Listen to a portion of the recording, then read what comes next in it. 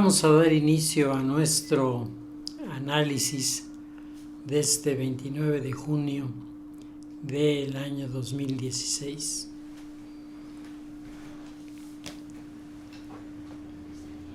Se acaba de celebrar una nueva reunión de grupos universitarios en Asia y el tema de discusión fue la nueva generación de robots frente a la enorme demanda de trabajo de los asiáticos y su desplazamiento precisamente a causa de la utilización de los elementos tecnológicos que hacen las cosas bien, no se cansan, no hay días domingo, no hay vacaciones, trabajan permanentemente y con un buen mantenimiento.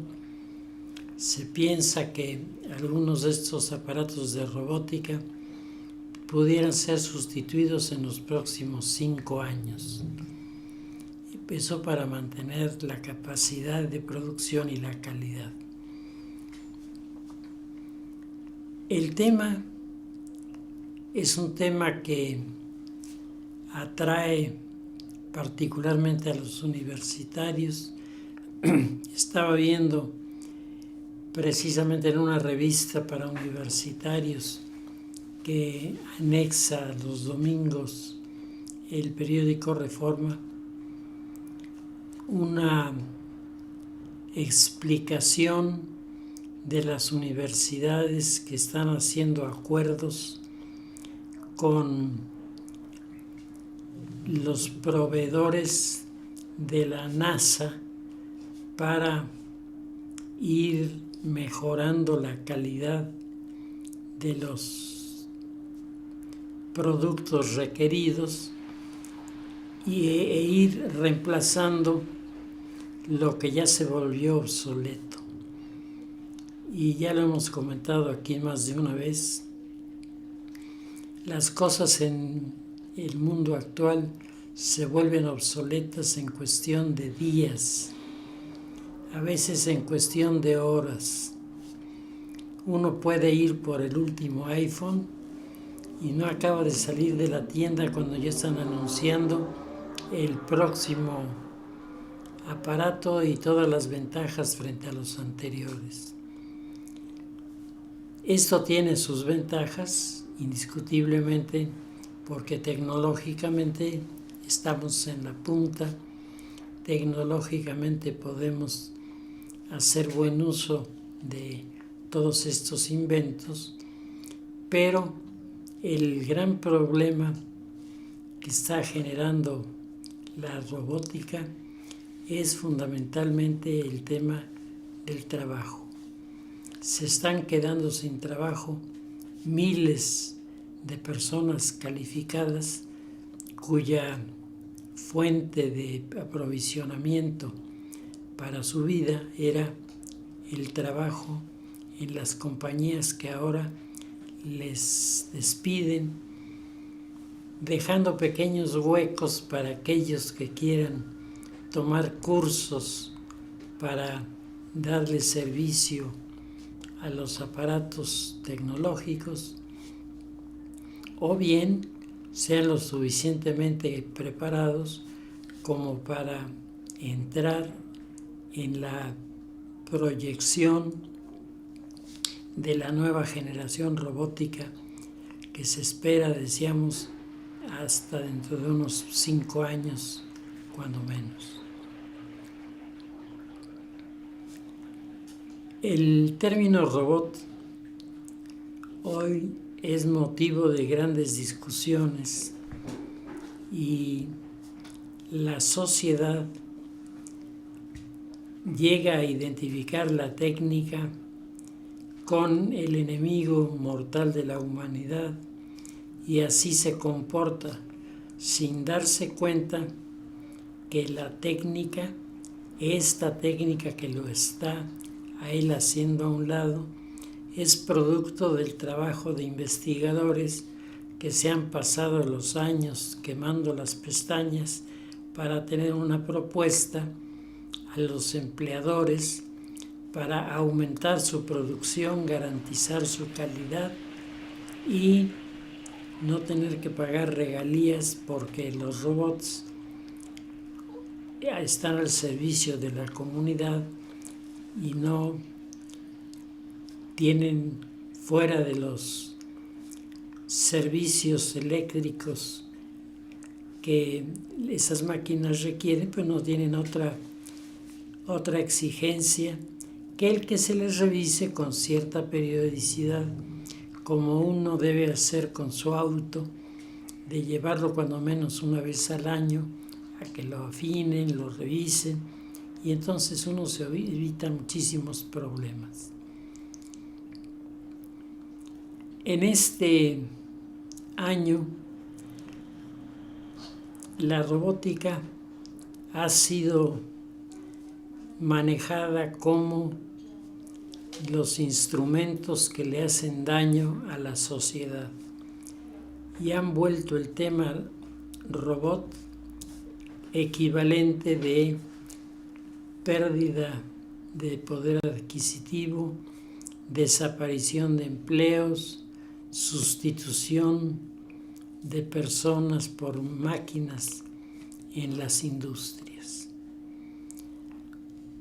Este problema que nos parece hoy absolutamente nuevo había sido ya propuesto, decíamos en uno de nuestros análisis anteriores, por el checo Karel Čapek, que es un escritor que produce una obra de teatro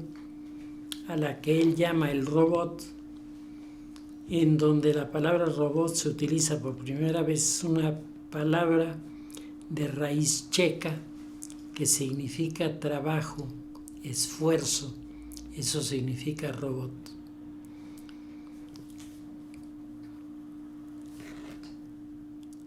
Cuando los seguidores de Čapek, que es un crítico de las máquinas que trabajan por el hombre, cuando los partidarios de Karel Čapek asumen su confrontación con las compañías productoras de estos adminículos tecnológicos, revive, y la literatura nos lo está manejando, la presencia de un personaje que en su momento, siglo XIX, principios del XIX, hoy está cumpliendo 200 años, presenta a un hombre construido por otro hombre. El famoso libro de Anne-Marie Shelley, Frankenstein, que refleja precisamente la intención de la humanidad de proveerse de servidores, llamémosle tecnológicamente construidos, que tienen como resultado el ayudar a las personas que no tienen la capacidad de hacer muchas cosas por la fuerza. El personaje de la novela de Anne-Marie Shelley es producto de toda una serie de discusiones de esa época sobre un tema que entonces parecía una locura y que hoy se ha convertido en una verdadera amenaza desde el punto de vista social. el doctor Frankenstein da vida a un hombre que es construido por el hombre mismo y que lo va a obedecer en todo lo que le ordenen, y se supone además que ha sido compuesto por miembros tomados de cadáveres que se caracterizaban por la fuerza para cumplir con esta visión de el hombre que hace a un hombre para que trabaje por él. El tema venía desarrollándose en torno del padre de Anne-Marie Shelley, un físico y filósofo de apellido Goodwin, quien había montado en su casa un laboratorio que fue retratado por la hija de este personaje con toda precisión en el libro de Frankenstein. Ese laboratorio del que se habla lo tenía instalado el padre de Anne-Marie Shelley, que era un hombre convencido de que la electricidad era el punto de partida de la vida y que si en el marco del universo la electricidad había sido capaz, en la visión de Goodwin, de haber ordenado los sistemas planetarios, etc., pues, ¿qué se podía esperar de algo creado por el hombre que respondiera a esta dinámica de la electricidad? Frente a los partidarios de la energía eléctrica como fuente de vida, de trabajo, etc., aparecieron los seguidores de un amigo de Goodwin, el doctor Polidori, que escribirá a su vez un libro en donde un ser humano construye a otro ser humano, pero para este autor lo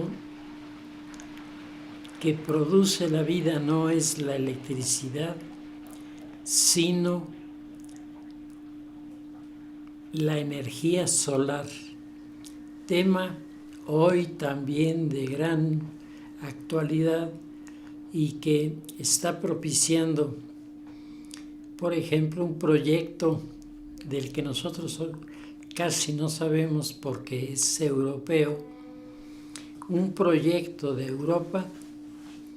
para costear en el desierto del Sáhara la construcción de toda una serie de lo que pudiéramos considerar como acumuladores de energía solar que van a poder ser utilizados por los europeos a través de un sofisticado sistema que se va a atender en el lecho del mar Mediterráneo para unir África y Europa y darle los africanos a los europeos sin ningún costo la energía que les hace falta para mantener un ritmo de producción cada vez más exigente. Oye uno hablar de estas cosas y parecen inventadas precisamente por lo asombroso del ejemplo que ocurre en el momento de la crisis de la modernidad, cuando la modernidad está teniendo la primera de las crisis que terminará con echar abajo la modernidad e imponer las nuevas reglas de la posmodernidad, cuando esto se está iniciando, es en la Revolución Francesa. La Revolución Francesa es la que creó muchas de estas expectativas que más adelante se tornarán en puntos de discusión. El mundo judío, por ejemplo, tenía en esta época, finales del siglo XIX, principios del siglo XX, tenía también su personaje creado por el hombre. Se llamaba el golem y era una figura de arcilla a la que los magos judíos de la ciudad de Praga le dan vida para que, como es de arcilla, sea incansable frente al trabajo, pero al dotar a este personaje de arcilla de la vida, de la capacidad de vivir, se generan en esta materia creada por el hombre, se genera una especie de inteligencia artificial que vuelve al golem contra sus propios creadores. Porque lo primero que hacen los magos, según la novela del golem, es utilizar al golem para matar a sus adversarios. Entonces se revierte el concepto en la mente del golem y el golem acaba matando a sus propios creadores, y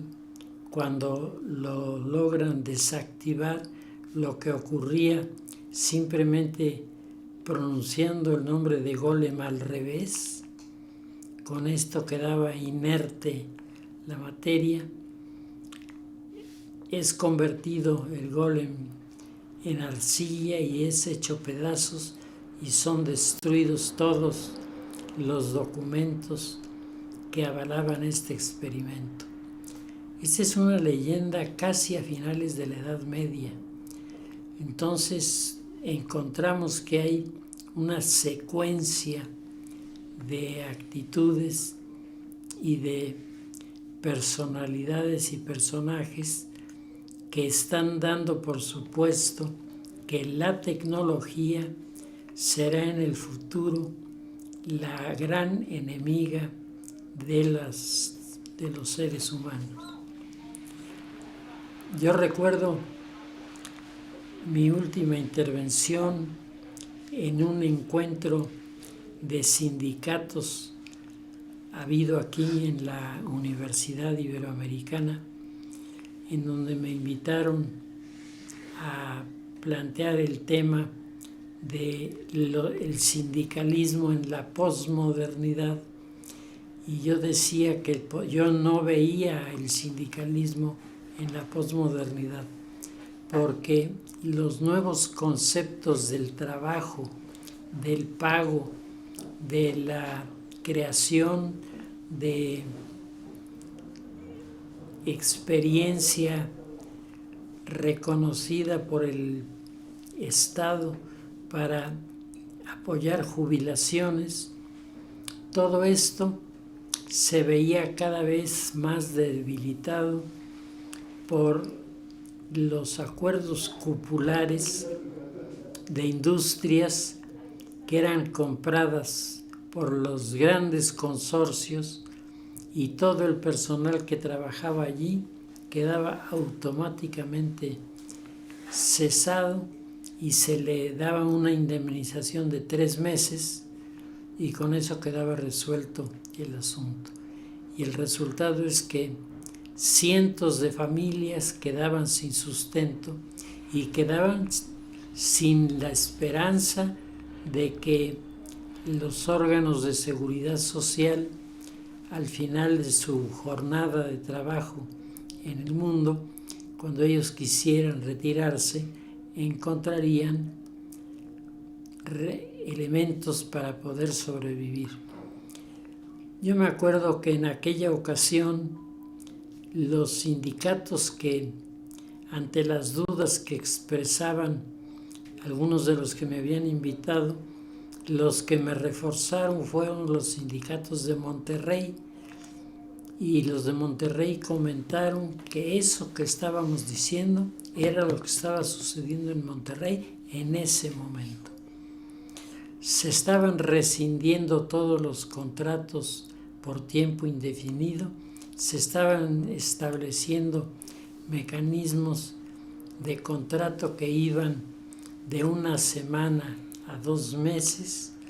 y al terminar ese periodo se podía hacer otro contrato,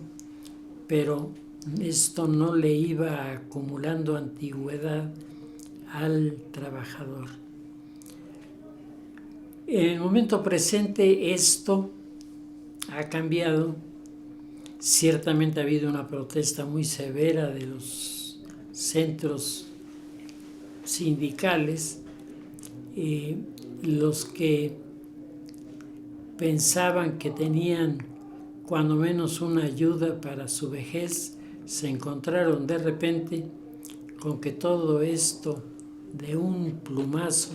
desaparecía. Esto hoy, afortunadamente, me parece está siendo resuelto, aunque no como lo quisieran los trabajadores, porque hay muchos elementos que hacen que la ayuda del Estado a los trabajadores sea cortísima, y eso les augura una vejez llena de necesidades y de problemas. Carlos Salinas de Gortari, cuando trabajaba en un grupo integrado por el entonces secretario de Gobernación Mario Moya Palencia, sobre los nuevos signos de la tecnología, de la productividad, de la industrialización en el mundo, él escribió un artículo publicado en una revista que era la revista oficiosa del Partido Revolucionario Institucional, en donde Carlos Salinas ya hablaba de estas cosas y decía que las estructuras sindicales tendrían que ser replanteadas, porque si no eran replanteadas se volverían insostenibles en el futuro y se podrían crear casos de enfrentamientos que en nada beneficiarían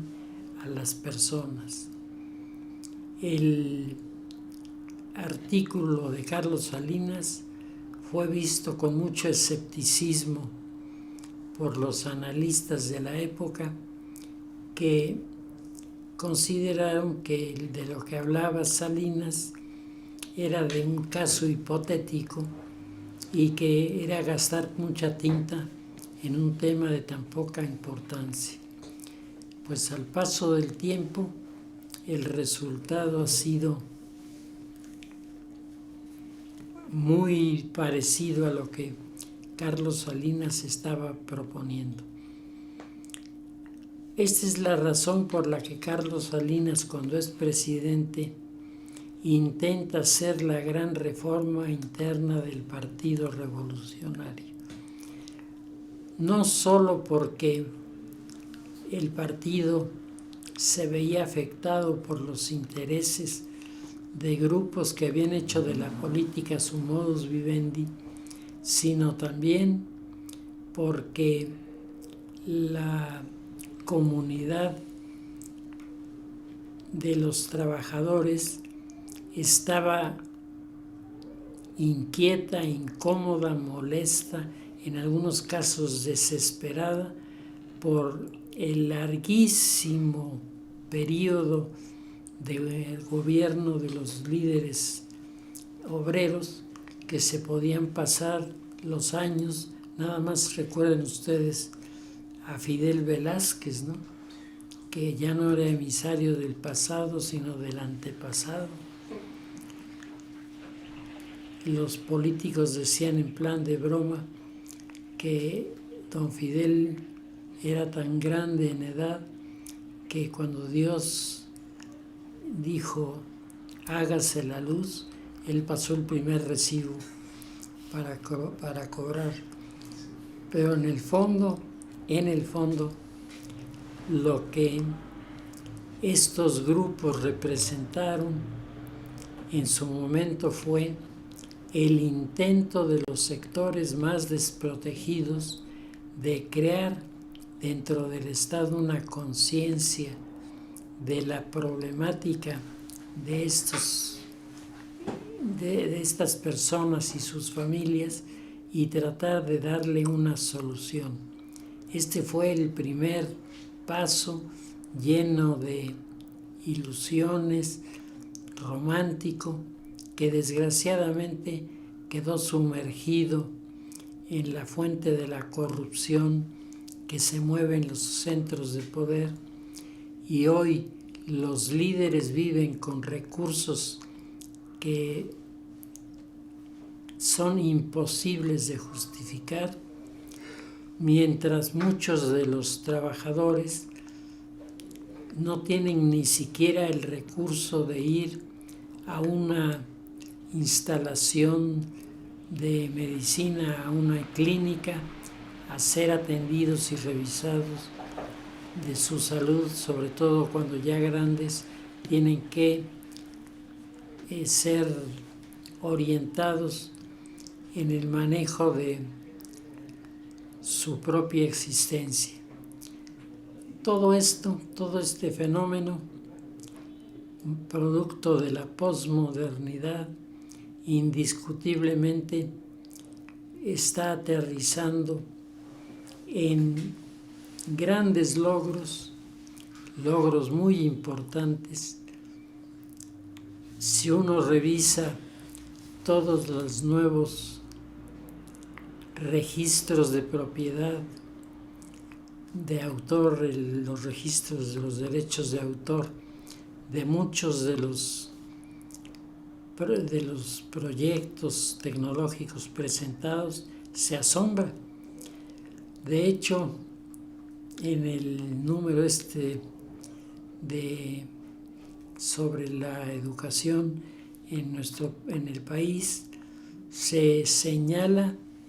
la alianza de varias universidades para hacer posible el desarrollo de tecnología que pueda ser utilizada en la carrera espacial que por lo pronto, porque no tenemos ninguna garantía, pero por lo pronto está orientándose a resolver problemas del mundo, lo cual resulta estupendo. Se están creando en las universidades nuevas carreras, se están creando en los centros de investigación nuevos grupos que se están esforzando por resolver problemas que hace mucho tiempo se vienen arrastrando y que van a llegar a un momento de hacer crisis con consecuencias muy serias,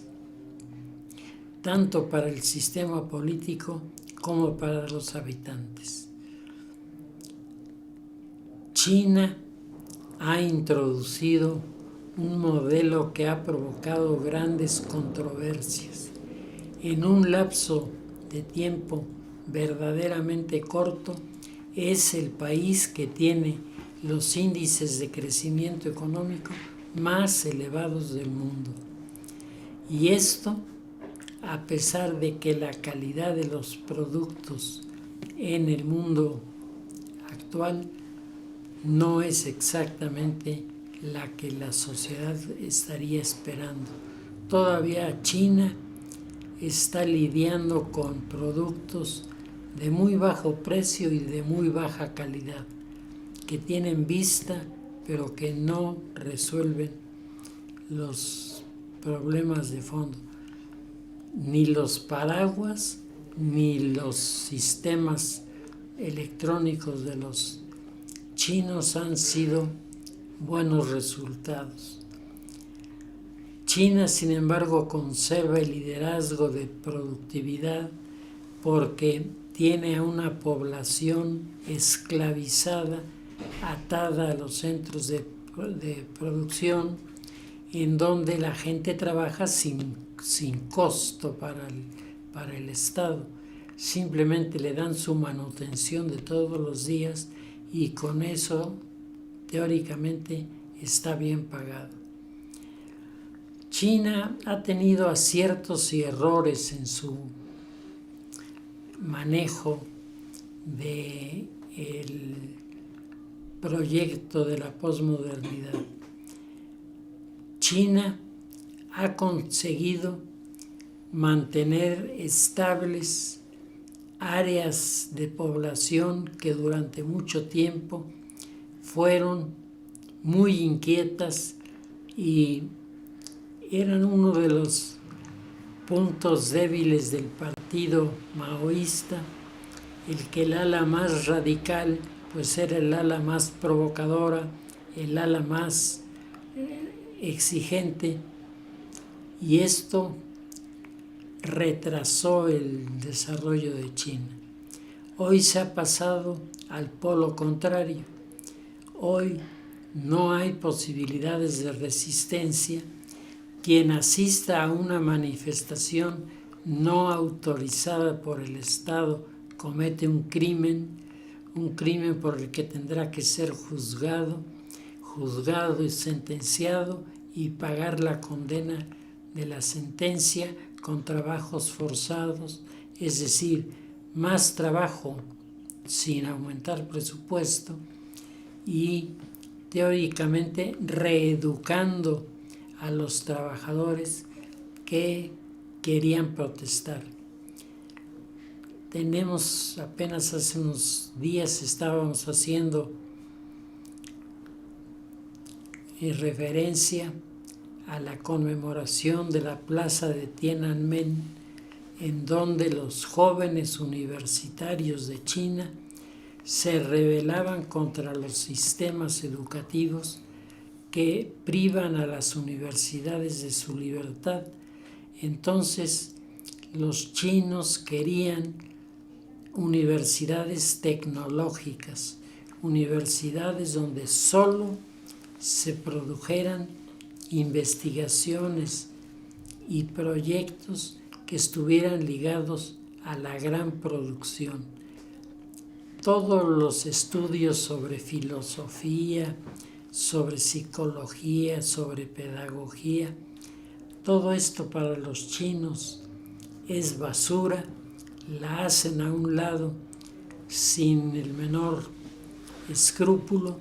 y el resultado es una cantidad de gente que trabaja con sueldos sumamente reducidos.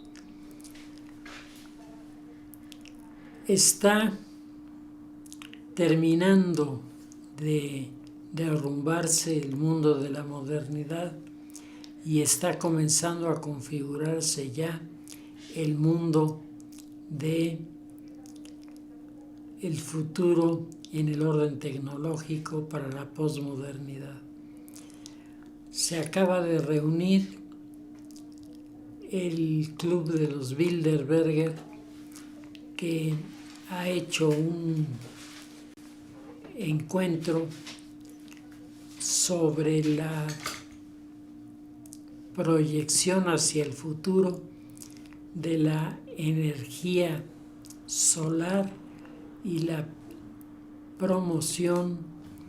de los recursos de la inteligencia artificial aprovechables para las próximas generaciones robóticas con todas sus consecuencias. Sin duda, esta visión de la realidad está siendo contemplada desde ángulos diversos. Hay quien piensa que nos encontramos en el mejor momento para sacar adelante una reforma en el orden de la producción.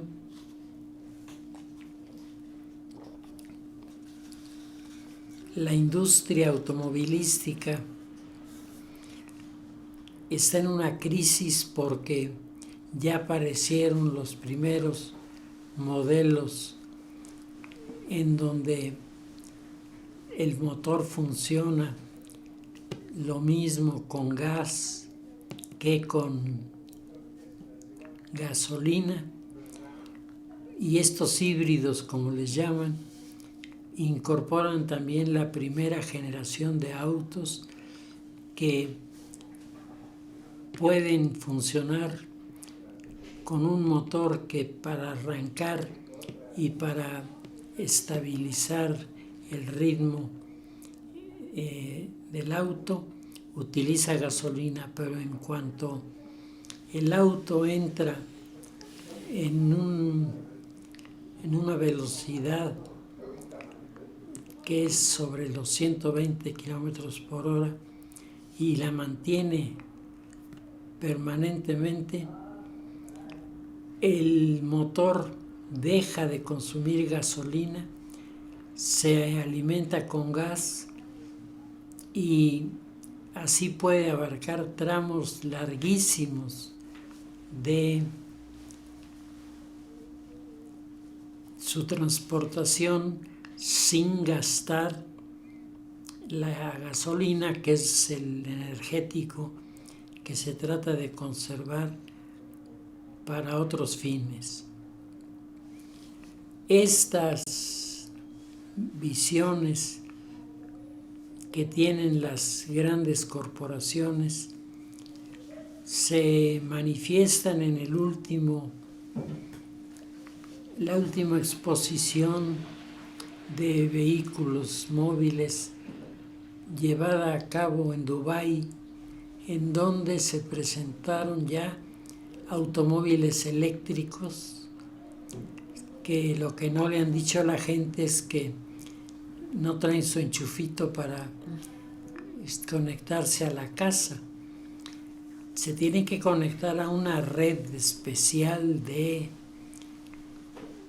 energía que es la que carga ese vehículo, ¿no? La parte que resulta irónica es la de que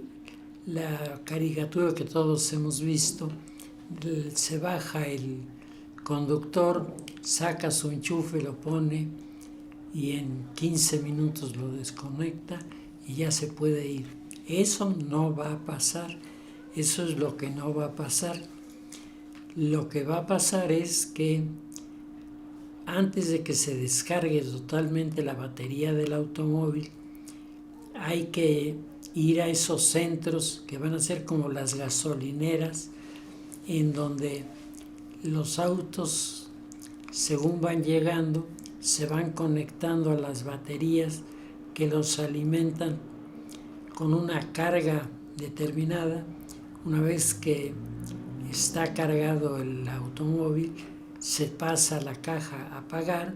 y ya se sigue caminando sin mayores problemas.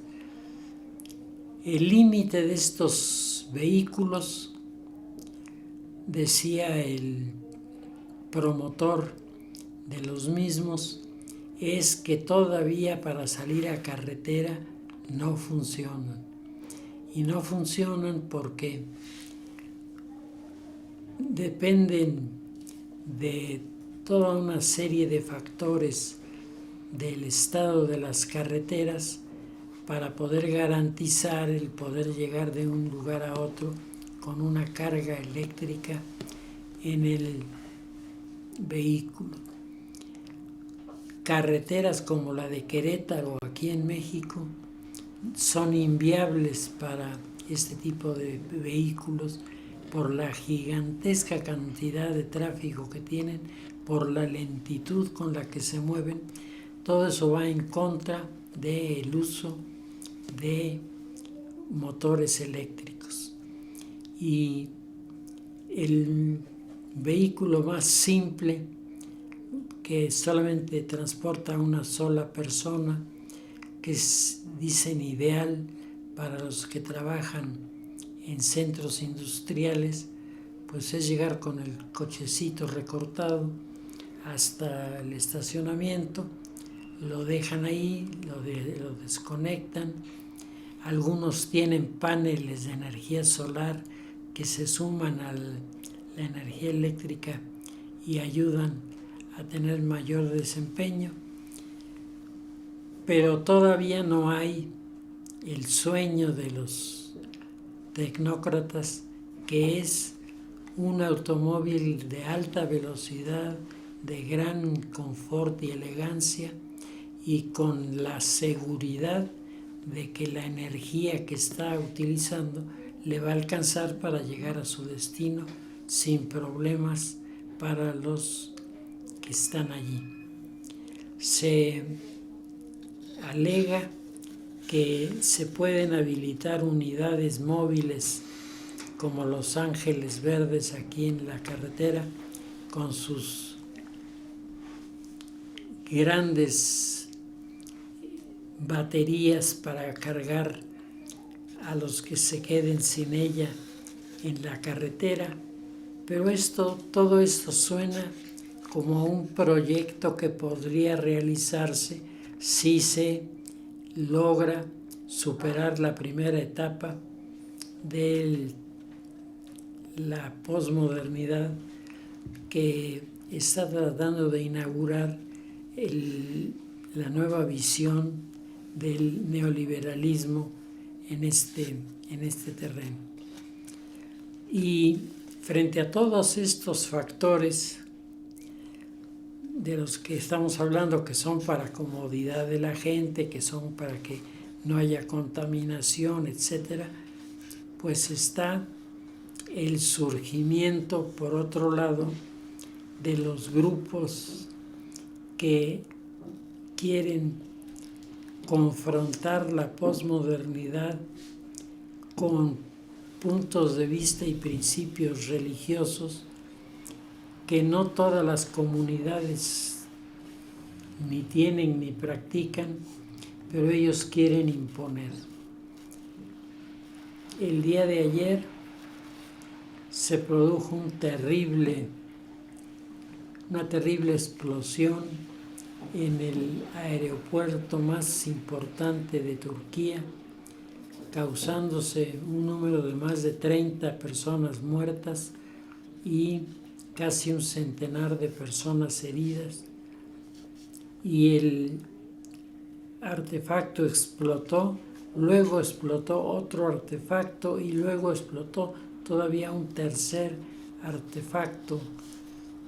causando con eso el terror en la gente, que ciertamente no queda convidado a ir a los aeropuertos, porque en cualquier maleta puede ir una bomba con capacidad de destrucción terrible, sobre todo en centros donde la concentración humana es muy grande, la afluencia de las personas es notable, pues ahí hacer explotar una bomba tiene resultados verdaderamente terribles. El gobierno de Turquía, el día de ayer, a través de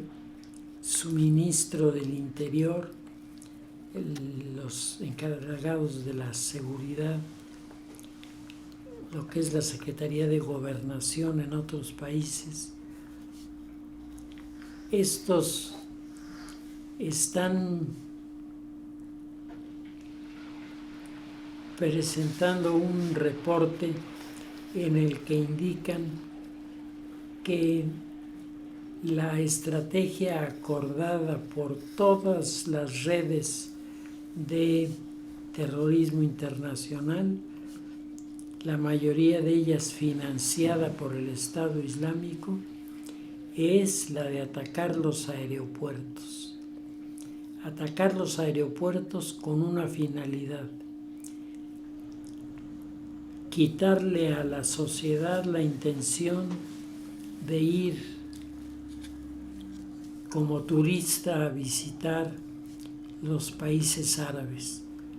El turismo es el enemigo número uno del terrorismo en este momento, y son las víctimas principales en un proyecto que comenzó ya hace algunos años, si ustedes se acuerdan, en un asalto a un hotel muy elegante de Mumbai, en la India, en donde el propósito de los atacantes no era el rescate, no era tener un posicionamiento político, era amenazar a los turistas más ricos de no estar exentos de los riesgos de las bombas que explotan no solo en la clase de turismo, sino aún en los asientos privilegiados de los que viajan. Y esto es como un indicio, como dice Jacques Attali, de que si bien es cierto, por un lado, estamos viendo un universo que se transforma de manera acelerada, estamos viendo la aparición de una tecnología con cosas sorprendentes, simultáneamente nos estamos encontrando con situaciones sociales que se van crispando y se van enervando frente a la indecisión de los gobiernos y a su incapacidad para atenderlos. Y finalmente aparecen lo que Jacques Attali denomina los bárbaros de la posmodernidad, que son los terroristas que llegan a dictar las reglas y que por lo pronto quieren que la sociedad se entere que el turismo es una institución y una práctica no querida por ellos. Y terminamos señalando que este tema de la lucha contra el turismo la estamos viviendo nosotros en México. La estamos viviendo porque en los últimos actos de violencia, las últimas tomas para requerir la atención sobre la coordinadora de educación, se han hecho todos, si ustedes se fijan, sobre centros turísticos, sobre los más concurridos, sobre los que tienen mayores posibilidades de atraer gente. El turismo, dice el grupo radical islámico, trae las corrientes corruptas de la moda del mundo occidental y provoca en la juventud del mundo islámico el deseo de vivir como los infieles, y esto es algo absolutamente reprobable e inaceptable. Así se abre la estrategia contra los grupos de turistas, y si ustedes se fijan, en México el fenómeno no al mismo tiempo, pero se va como ciñendo a la misma fórmula de pegarle al turismo. A mí se me quedó muy grabado en la ciudad de Oaxaca, a la mera ciudad, a la mera entrada de la ciudad, una barda pintada con el argumento: turistas yanquis go home. No queremos turismo en Oaxaca. Y uno dice, si al estado de Oaxaca le quitan el turismo, ¿de qué rayos van a vivir? No hay una industria productora de algo que permitiera a la gente en Oaxaca tener otra alternativa. Pero por lo pronto los hoteles, los restaurantes, los museos, todos estos lugares se han convertido en lugares altamente peligrosos, porque los terroristas actúan sobre los grupos más desprotegidos, pero más representativos dentro de las presentaciones que ellos hacen de los infieles. Pues sin duda las damas de bikini y la gente que toma en exceso alcohol, etcétera, son para ellos la justificación de matar a quien quieran, porque no van a matar al que está en ese momento tomándose una botella de tequila, sino van a matar a alguien que está descansando en el lobby del hotel, y ahí lo matan pues porque estaba allí, no porque haya cometido algún delito. El delito es haber nacido, dicen los seguidores de la escuela de Al Qaeda. La sociedad tiene que pagar con sangre, y con mucha sangre, el haber tolerado, el haber promovido los viajes a los lugares sagrados del mundo islámico, profanando con sus plantas de infieles territorios que son sagrados. Pues en medio de todas las cosas que suceden, no cabe duda que nosotros estamos como país compartiendo unas cosas y otras. Tenemos los problemas sindicales, tenemos los problemas de la corrupción, tenemos los problemas del crimen organizado, tenemos los problemas de los grupos que están en contra de los centros turísticos, contra los cuales hasta el momento han ejercido presión psicológica para no visitar las playas, los museos de esos lugares. Pero desafortunadamente la lógica indica que esto va a ir a más para garantizar que estos centros de turismo se vengan abajo. Si revisamos los últimos reportes sobre la economía nacional, hasta el año pasado, el área más productiva de recursos para México era el turismo. Si eso se viene abajo,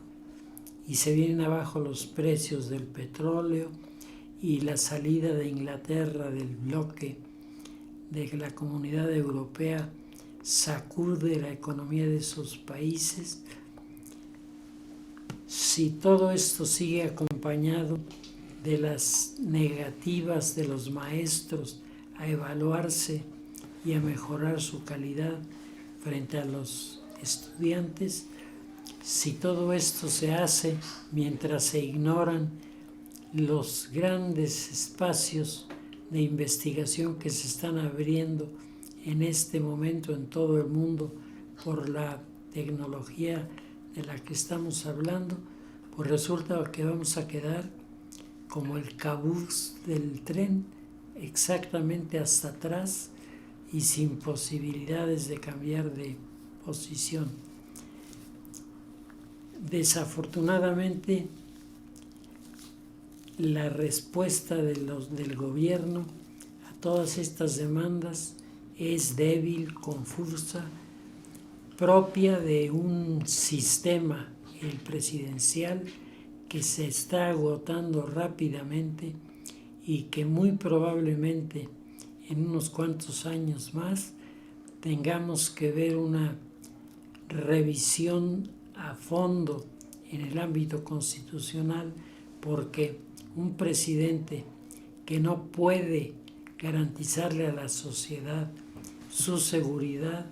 su alimentación, su capacidad de organización para